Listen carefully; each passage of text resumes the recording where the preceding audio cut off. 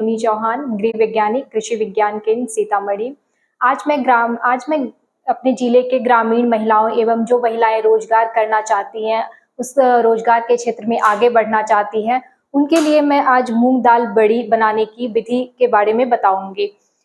जैसा कि हम जानते हैं कि मूंग दाल जो होता है हमारे स्वास्थ्य के दृष्टिकोण के लिए बहुत ही लाभकारी है। वैसे तो सभी दालें जो होती हैं वो हमारे स्वास्थ्य के लिए बहुत ही लाभकारी होती है, लेकिन जो मूंग दाल होती है ये खासकर बहुत सारी विभिन्न विभिन्न बीमारियों में, जैसे इसमें बहुत अच्छे पोषक तत्व पाए जाते हैं, जैसे डाइटरी फाइबर हो गया, प्रोटीन हो गया, ये सब प्रचुर मात्रा में पाए जाते हैं।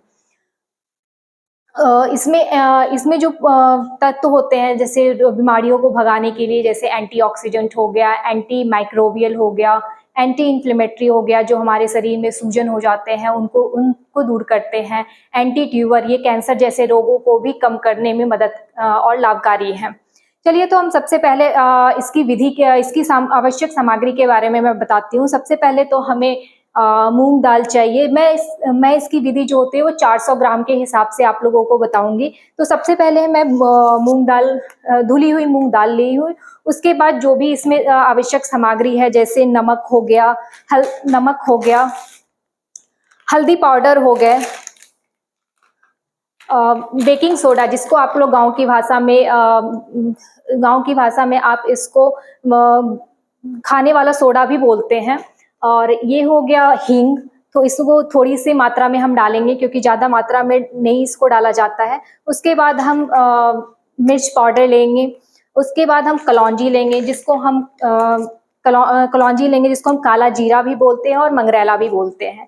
साथ ही अगर इसके पौष्टिक तत्व को अगर हम इसको बढ़ाना है, जिसको हम लोग वैल्यू एडिशंस बोलते हैं, इसके अगर पोषक तत्व को अगर हम बढ़ाना है तो हम इसे अलसी, जिसको आप लोग इसको तीसी भी बोलते हैं, तो इसको आप या तो इसको भून के या फिर इसको जो पाउडर बना के होता है वो इसमें डाल सकते हैं। साथ ही अभी जो मौसम आने वाला है, ठंड का मौसम आने वाला है, इसमें तरह तरह की साग सब्जियां भी होती हैं, जैसे फूल गोभी हो गए, गाजर हो गए, मूली हो गए, इसको भी आप कद्दूकस करके इसमें आप मिला सकती हैं और इसके पोषक तत्व को बढ़ा सकती है।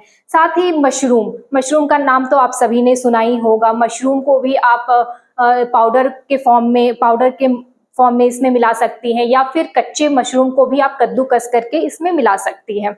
तो ये तो हो गए इसके पोषक तत्व को बढ़ाने के लिए। अब मैं इसमें बताऊंगी कि इसकी विधि क्या क्या है। सबसे पहले आप लोग मूंग की धुली हुई दाल लेंगे और इसको 2 से 3 बार अच्छे तरह से पानी से धुलेंगे।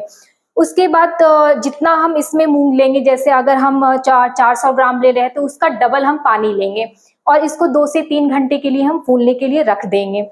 उसके बाद जब ये फूल जाए तो इसको या तो सूती कपड़े से छान के, या फिर जो छन्ना होता हम लोग किचन में रसोई में यूज करते हैं, उनसे छान के हम और उसको मिक्सर में दरदरा पीस सकते हैं, या फिर आप लोग जो गांव में यूज करते हैं सिल्लट, जिसको सिलौटा भी बोलते हैं, उससे भी आप दरदरा पीस सकती है। पीसने के बाद जितने भी मसाले हैं, नमक, मिर्च, धनिया, हींग, उसको आप अच्छी तरह से उसमें मिक्स कर देंगे।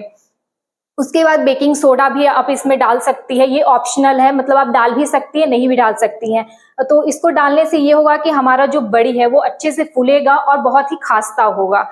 तो इसको पहले हम दरदरा पीस लेंगे। उसके बाद सारी जो मसाले हैं उसमें मिला के, और जो भी हरी सब्जियां अगर इसमें आप मिक्स करना चाहती हैं तो उसको अच्छे से कद्दूकस करके उसकी पानी को निकाल के और उसके नमी को थोड़ा हटा के इसमें उस कद्दूकस किए हुई जितनी भी सब्जियां हैं उसमें हम दरदरी पिसी हुई दाल में डाल देंगे और उसको अच्छे से मिक्स कर देंगे, और उसको कम से कम 5 से 10 मिनट तक हम उसको फेंटेंगे, ताकि उसका जो घोल है वो अच्छे से फूल जाए और बड़ी जो हो वो बहुत ही खास्ता हो, ताकि अगर हम सब्जी बनाए तो उसमें हमें कड़ा ना लगे, अच्छे से मुंह में घुल जाए।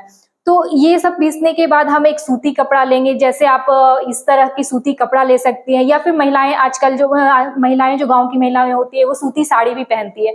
सूती साड़ी को भी आप अच्छे से धुल के उसको छत पे डाल के और बड़ी बना के उसमें आप रख सकती हैं, और कोशिश कीजिएगा 2 से 3 दिन तक उसको अच्छी तरह से सुखाएं, क्योंकि अगर थोड़ी सी भी नमी उसमें रह जाती है तो वो खराब होने के जो चांसेस होते हैं वो ज़्यादा हो जाते हैं।